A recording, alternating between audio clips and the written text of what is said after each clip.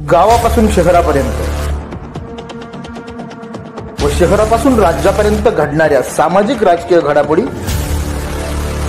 आपल्यापर्यंत तात्काळ पोहोचवण्यासाठी आपल्या सेवेत दाखल होत आहे। आम्ही तळहाताच्या फोडाप्रमाणे जपलेला आहे। हा मतदारसंघ खरं सांगायला गेलं तर ज्या वेळेला या गुहागर तालुक्यामध्ये मी आलो त्यावेळेला इथं ज्या पक्षाचा मी कार्यकर्ता म्हणून विधान परिषदेचा आमदार म्हणून या भागामध्ये आलो त्यावेळेला 4 मतांनी फक्त एकमेव पंचायत समिती सदस्य कैलासवासी संपदा गडदे ह्या निवडून आल्या होत्या।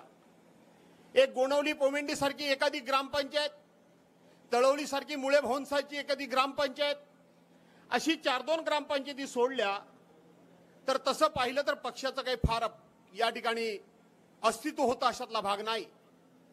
परंतु मुंबई पासून इथपर्यंत सर्वांना आम्ही गोळा केलं, एक माणूस वेचला, साथ घातली आणि बघता बघता या तालुक्यानं आम्हाला एखाद्या माणसाला ज्या पद्धतीनं सावरून घेतात त्यापणे सावरून घेतलं आणि आज तागायत आमचं नेतृत्व या मतदारसंघाने टिकवून ठेवलंय असा हा मतदारसंघ आहे। 2009 साली या मतदारसंघाने मला आमदार केलं, पवार साहेबांनी मला आमदार केलं आणि आज जे कोणी शासन आपल्या दारी सांगतायत त्यांनी त्यावेळेचा सगळा इतिहास काढून बघा। एखाद्या गावामध्ये मला 1 मत सुद्धा मिळाले, 5 मतं सुद्धा मिळाली, परंतु त्यावेळेला जिल्ह्याचा पालकमंत्री या नात्यानं 1 मत दिलेलं गाव सुद्धा असेल आणि 100 मतं दिलेली गाव सुद्धा असेल त्या गावामध्ये कलेक्टर असतील, सीईओ असतील किंवा एसपी असतील किंवा मंत्री म्हणून राज्य पातळीवरचे अधिकारी आम्ही घेऊन प्रत्येक गावामध्ये गेलो। मग कुठे गावांना देवळात बसायला दिलं, पारावर बसायला दिलं, काही जणांनी बसायलाच दिलं नाही, पण त्याबद्दल मी त्यांचा कुठेही तिरस्कार केला नाही, राग केला नाही। रस्त्यावर बसलो, कुठेतरी कोणाच्या तरी झाडाखाली बसलो, विहिरीच्या कटड्यावर बसलो आणि त्या गावाचं विकासाचं नियोजन केलं। साहेब, मी आज भाग्यवान आहे की या मतदारसंघात जर आपण कुठे फिरलात तर माझा मतदारसंघ विकासाच्या दृष्टीने अतिशय उत्तम अशा प्रकारचा माझा हा मतदारसंघ आहे, माझा मतदारसंघ आहे। 2019 साली आपण राज्याचे मुख्यमंत्री झालात, कोरोनासारखं महाभयंकर संकट होतं, माननीय शिवसेना प्रमुखांचं जे कोकणावरचं प्रेम ते प्रेम आपलं देखील, आणि आपण कोरोनाच्या संकटामध्ये सुद्धा जे म्हणून कोकणाला विकासाला पैसे दिलेत। परवांच्या दापोली खेडच्या एका सभेमध्ये मी जाहीरपणे सांगितलं की जे आमदार आज उद्धव साहेबांबद्दल बोलतायत त्यांनी आज सभागृहामध्ये जे आज आपापल्या मतदारसंघामध्ये जी या कामांची भूमिपूजन करतायत, उद्घाटन करतायत, ती सगळी कामं आदरणीय उद्धव साहेब ठाकरे यांच्या मंत्रिमंडळामध्ये मंजूर झालेली आहेत आणि त्याचे अधिकृत GR आपण तिथले आपले माजी आमदार संजयराव कदम यांच्या हातात परब साहेब दिले आणि ज्या वेळेला त्यांनी सांगितलं की हा माझ्या हातामध्ये पुरावा आहे, या व्यासपीठावर एकदा चर्चा होऊन जाऊ द्या, प्रत्येक कागदपत्र त्या माणसाच्या हातामध्ये मी दिली नाही, बोललो लढ, आणि त्यावेळेला सगळ्यांची तोंड बंद झाली। उद्धव साहेब आज हे सांगताना मी हा विकासाला केलं, ते विकास केलं, आपल्या सरकारमध्ये आपण मंजूर केलेले आम्हाला पैसे त्याला ह्यांनी स्टे दिला। आम्ही आमच्या मतदारसंघातली कामं म्हणून ह्यांना भेटायला गेलो, यांची अवस्था इतकी वाईट आहे, राज्याच्या मुख्यमंत्र्यांनी सांगितलं की ही कामं तात्काळ मोकळी करा आणि ह्या कामांना वर्क ऑर्डर द्या ताबडतोब। आश्चर्य वाटेल काय अवस्था आहे ह्यांची।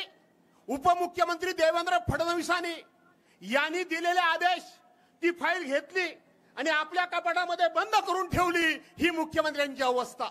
आणि मग आम्ही कोर्टामध्ये गेलो, अख्ख्या महाराष्ट्रामध्ये आपले आमदार असतील, काँग्रेसचे आमदार असतील, राष्ट्रवादी काँग्रेसचे आमदार असतील, त्या सगळ्यांची व्यवस्थितपणे मी माहिती गोळा केली आणि आपण लढा दिला आणि आज आपल्या मतदारसंघामध्ये जी करोडो रुपयाची कामं सुरू आहेत त्या कोर्टानं स्टे उठवला, ती सगळी कामं आपल्या कारकिर्दीमधली आहेत, हे जाहीरपणे मी या ठिकाणी सांगतो।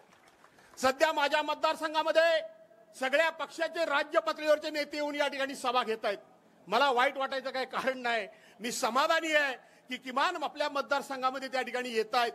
आज उद्धव साहेबांचे विचार आपण ऐकण्याकरता या ठिकाणी आलात। उद्धव साहेब, माझी विनंती आहे, आपलं सरकार तर येणारच आहे, पण MIDC आपण मंजूर केली. कोरोनासारखं संकट असताना या सगळ्या मतदारसंघात आपण बघत असाल इथं महिलांची उपस्थिती जास्त आहे. याचं कारण इथला बहुतांशी पुरुष हा मुंबईमध्ये कामाला हंबेला आहे, इथं नसतोच. ती MIDC आपण मंजूर केली.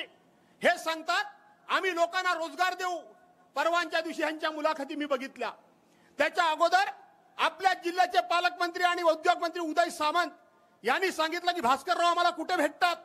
मी खुलेआमपणे जाऊन भेटलो मंत्रालयामध्ये. लपून छपून भेटण्याची काही गरजच नाही, मतदारसंघातलं काम होतं. पण परवा मी त्यांची मुलाखत वाचली. या ठिकाणी त्यांनी MIDC रद्द केली. आपण मच्छीमार या भागामध्ये मोठ्या प्रमाणामध्ये आहेत. तिथं माथाडी कामगारांच्या धर्तीवर पहिल्यांदा मच्छीमार बोर्ड आपण स्थापन केलं. आज त्याचं सुद्धा काम थांबवून ठेवलेलं आहे. अशा पद्धतीने या लोकांनी छळ मांडलाय. फक्त 4-6 महिने आहेत. इथं बांधलेली जेटी त्यांनी तोडली, इथं बांधलेली व्ह्यू गॅलरी त्यांनी तोडली, इथं आणलेला प्रत्येक रस्ता त्यांनी थांबवण्याचा प्रयत्न केला. अशा लोकांच्या पाठीमागे तुम्ही उभे राहणार आहात? अजिबात राहता कामा नये. 4-2 महिने कड काढा. फार काही नाहीये काम, तर मतदारसंघामध्ये फार काही नाहीतच आहेत. पण त्याच्याही पलीकडे उद्धव साहेब, मी तुम्हाला एक विनंती या ठिकाणी करणार आहे. परवांच्या दिवशी याच गुहागरमध्ये इथून 200-300 मीटरवर एका राष्ट्रीय पक्षाची सभा झाली, राष्ट्रीय पक्षाची. आणि त्या राष्ट्रीय पक्षाच्या बॅनरवर भारतीय जनता पार्टीचं चिन्ह असलेला, भारतीय जनता पार्टीचा झेंडा असलेला, आणि जी भारतीय जनता पार्टी आज सगळ्यांना सांगते की जगामधला आमचा सगळ्यात मोठा पक्ष, त्या विश्वगुरूचा मोठा फोटो होता. त्या पक्षाची अधिकृत सभा या ग्वागरमध्ये झाली. त्या पक्षाची अधिकृत सभा त्यांच्या पक्षाच्या अधिकृत पदाधिकाऱ्याने घेतली. काय काय भाषा वापरली तुम्ही ऐकलीत, बघितलत? अशी भाषा कुठल्या तरी राजकीय पक्षानं, राजकीय पुढाऱ्यानं जगामध्ये कधी वापरली असेल, देशामध्ये कधी वापरली असेल? तुमच्या माझ्या सुसंस्कृत महाराष्ट्रामध्ये सुद्धा अशी भाषा कोणी वापरलेली नाही. जी भाषा, मी आक्रमक आहे, मी जहाल आहे, पण माझ्या भाषेचा कधी स्तर मी कधी घालवू दिला नाही, त्याचा उल्लेख मी या ठिकाणी करणार नाही. पण मला एकच त्या विश्वगुरु पक्षाला फक्त एवढंच सांगायचं आहे की अधिकृत पक्षाच्या व्यासपीठावरून वापरलेली भाषा, आणि ती जेव्हा भाषा वापरली जात होती त्या व्यासपीठावर बसलेले आणि समोर बसलेले टाळ्या वाजवत होते. काही लोक फिदी हसत होते. कोणता पक्ष? जो पक्ष सभ्यामेवट म्हणून सांगतो, जो पक्ष साधन सुचितेच्या गोष्टी सांगतो, जो पक्ष आम्ही सुसंस्कृत आहे म्हणून सांगतो, जो पक्ष आम्ही आया बहिणींचा आदर करतो म्हणून सांगतो, त्या पक्षाच्या व्यासपीठावरून अशा प्रकारची भाषा वापरली गेली. मनामध्ये प्रचंड वेदना आहेत, पण त्याबद्दल मी या ठिकाणी भाष्य करणार नाही, भाष्य अजिबात करणार नाही. मला फक्त एवढंच टाळ्या वाजवणार नाही, फिदी करणार नाही, एवढंच सांगायचं आहे. त्यानंतर त्या भारतीय जनता पक्षाच्या तालुका प्रमुखाची, तालुका अध्यक्षाची मी मुलाखत वाचली, त्यानंतर जिल्हाध्यक्षाची मुलाखत वाचली आणि बघितली, आणि त्यानंतर शीर्षस्थ नेत्यांची सुद्धा मुलाखत बघितली आणि वाचली. सगळ्यांनी त्या वक्त्याचं भाषण मान्य केलेलं आहे. हे आमच्या पक्षाचं भाषण आहे म्हणून सांगितलेलं आहे. आणि म्हणून मला एकच नम्रपणे सर्वांना सांगायचं आहे, खरं तर उद्धव साहेबांना ते आवडणार नाही, आवडत नाही. तो बॅनर, तो फोटो, ते भाषण सगळ्याचं परब साहेब रेकॉर्डिंग करून जिल्ह्यामध्ये महिलांचे मेळावे घेऊन ते भाषण दाखवण्याचा माझा मनोदय होता. पण उद्धव साहेब, तुम्ही सुसंस्कृत, तुम्ही मान्यता देणार नाही. अख्ख्या देशामध्ये, अख्ख्या राज्यामध्ये प्रश्न विचारणार होतो की हाच का तो सभ्य पक्ष, हाच का तो सोज्वळ पक्ष, हाच का तो सुसंस्कृत पक्ष अशा प्रकारची भाषा वापरतो.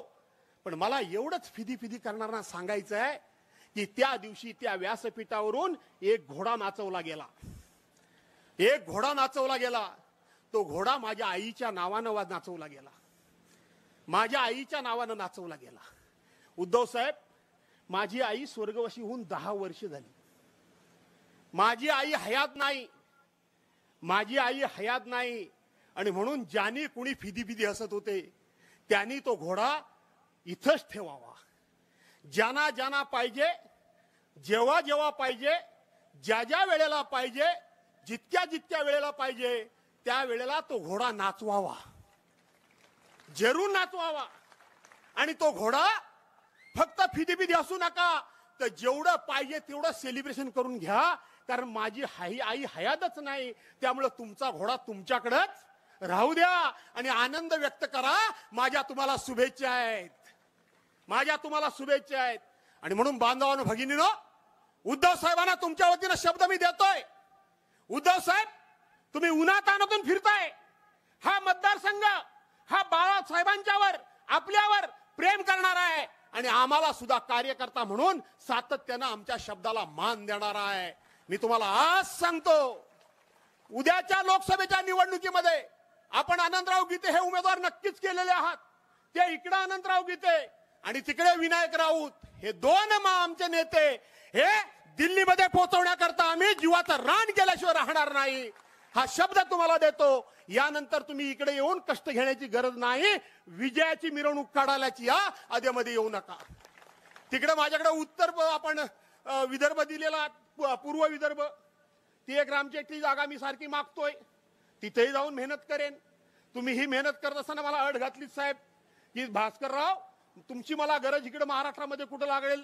साहेब, विदर्भ सांभाळेन, तिथेही आपला आता एकही आमदार नाही, 400 आमदार मी तुमच्या पाठीमागे उभे करेन आणि महाराष्ट्रामध्ये जिथं जिथं कुठं काम सांगाल तिथे तिथे काम करू. कारण हा मतदारसंघ हा पूर्णपणे तुमच्या विचारांचा, शिवसेनेच्या विचारांचा, गद्दारीच्या विरोधात पेटून उठलेला हा मतदारसंघ आहे. त्यामुळे हा मतदारसंघ फक्त निवडणुकीची वाट बघतोय. गद्दारांना गाडल्याशिवाय हा मतदारसंघ राहणार नाही, हा शब्द आपल्याला देतो आणि आपल्या सर्वांची रजा घेतो. जय हिंद, जय महाराष्ट्र.